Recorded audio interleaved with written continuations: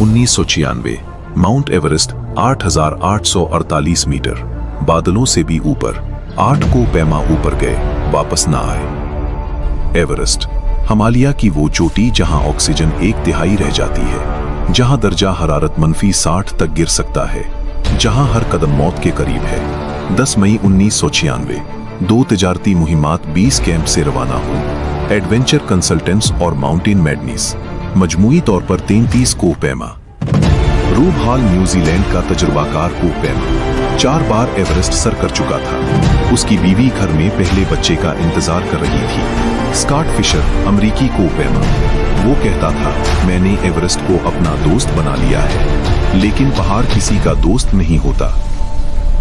रात के 1 बजे तारीकी में चलना शुरू हुआ। हेडलैम्प की रोशनी में हजारों कदम, हर सांस मेहनत से आता था। ऑक्सीजन मास्क, रस्सियां, हिलेरी स्टेप, एवरेस्ट की सबसे मुश्किल चढ़ाई। एक वक्त में सिर्फ एक आदमी गुजर सकता है। यहाँ कतार लग गई, कीमती वक्त जाया हुआ। इतनी ऊंचाई पर इंसानी दिमाग एक बीमारी में मुब्तला हो जाता है, समट फीवर। चोटी नजर आती है तो वापसी का ख्याल मिट जाता है। रॉब हॉल ने कायदा बनाया था, चाहे कुछ भी हो, दोपहर 2 बजे तक वापस मुड़ना है। ये कायदा जिंदगी और मौत के दरमियान लकीर था। दोपहर 2 बज गए, फिर 3, फिर 4, को पैमा अभी भी ऊपर जा रहे थे। रॉब हॉल ने वापसी का हुक्म दिया। शाम 5 बजे पहले को पैमा चोटी पर पहुंचे। दुनिया उनके कदमों तले थी, आंसू, गले, फोटो। लेकिन उन्हें नहीं मालूम था, ये खुशी सिर्फ चंद लम्हों की है। चोटी पर खड़े को पैमाओं ने देखा, जुनूब मगरिब से सियाह बादल आ रहे थे। तेजी से मौसमी रिपोर्ट झूठी निकली। शाम 7 बजे ब्लेजर्ड आया। हवा की रफ्तार 100 किलोमीटर फी घंटा, -40 डिग्री, मरियत 0। बर्फ की दीवार खड़ी हो गई, सब कुछ सफेद हो गया। रस्सियां बर्फ में दब गईं। को पैमा एक दूसरे की आवाज नहीं सुन सकते थे। हर शख्स अकेला था। ऑक्सीजन सिलेंडर खाली होने लगे। डेथ जोन में बगैर ऑक्सीजन दिमाग मिनटों में बंद होने लगता है। आंखें धोखा देती हैं, कदम लड़खड़ाते हैं। यासुको नाम्बा, जापानी खातून, उसने 7 बराज़मों की चोटियां सर की थीं। एवरेस्ट आखिरी थी। तूफान में गिरी। रात 8 बजे तूफान थमा नहीं। कुछ कोह पैमा बर्फ में बैठ गए। उम्मीद थी कि सुबह तक जिंदा रहेंगे। कुछ चलते रहे। बेक वेदर्स, टेक्सास का डॉक्टर, बर्फ में मुर्दा पड़ा था। दिल धड़क रहा था, मगर जिस्म जम चुका था। साथियों ने उसे मुर्दा समझकर छोड़ दिया। रॉब हॉल चोटी के करीब फंस गया। दिग हैंसन को छोड़ने से इनकार कर दिया। रात भर उसने उसे बचाने की कोशिश की, लेकिन हैंसन चल बसा। रॉब हॉल ने बर्फ में बैठकर सैटेलाइट फोन निकाला। न्यूजीलैंड में उसकी हामिला बीवी जॉन आर्नल्ड ने फोन उठाया। रॉब ने कहा, सब ठीक है। जॉन ने पूछा, क्या तुम ठीक हो? रॉब ने कहा, बिल्कुल ठीक हूँ, फिक्र न करो। फिर बोला, बच्चे का नाम सारा रखना। जॉन रो पड़ी। स्कॉट फिशर, वो भी टूट गया। ऑक्सीजन खत्म, जिस्म जम गया, कदम रुक गए। जहां था वहीं बैठ गया। बर्फ ने आहिस्ता आहिस्ता उसे ढांप लिया।